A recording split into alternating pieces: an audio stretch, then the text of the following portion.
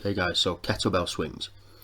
Variation on the hip hinge movement that centers around explosive action of the hip extensor muscles, so your glutes, hamstrings and so on. It's a fantastic exercise for not only building strength within the hip joint but also work capacity and overall conditioning. So you want to start with the kettlebell out in front of you, about a foot away. Initiate the hip hinge position, so sit your hips back as if you're closing a set of drawers behind you, and keeping your abs tight and your back nice and flat. You're just going to reach forward and grab the kettlebell. From here, just pull and pass the kettlebell underneath your hips and then rapidly drive upwards, pushing your hips forward.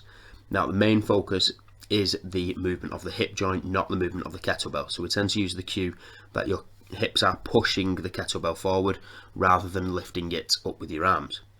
It also doesn't matter too much how high the kettlebell goes. People often make the mistake of lifting it right above the heads.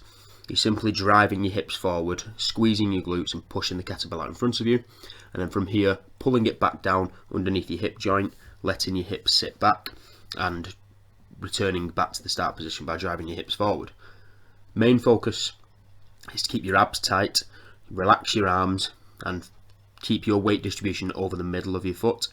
A good cue to see that you are using your hips effectively is if you pull the weight down harder on each rep, you shouldn't feel like you're going to lose your balance. If you feel like you're going to fall forward or backwards, it's because you're using your lower back and your arms rather than your hip joint. So you should be centered and rooted to the ground over the middle of your foot, simply sinking your hips back with the kettlebell underneath your hip joint and then driving forward and squeezing your glutes at the top of each rep.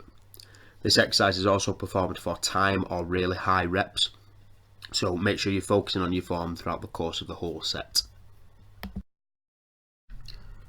Okay guys, so the extended plank. Not much to say about this one. It's basically a progression from the traditional plank exercise, but we're just making it a little bit harder by moving the 2 points of support further away from one another. So usual plank coaching points, you want to make sure that your torso is parallel with the ground, that we are actively pulling your stomach back towards your spine and trying to squeeze your glutes, generating that tension throughout your whole body. So remember, it's not just about holding a position, it's about generating tension throughout the course of the whole exercise. So a couple of other cues, like I said, squeezing your glutes, driving your toes into the floor tends to help. And then all we're going to do on this one is crawl your elbows forward so that your elbow joint is out in front of your shoulder joint.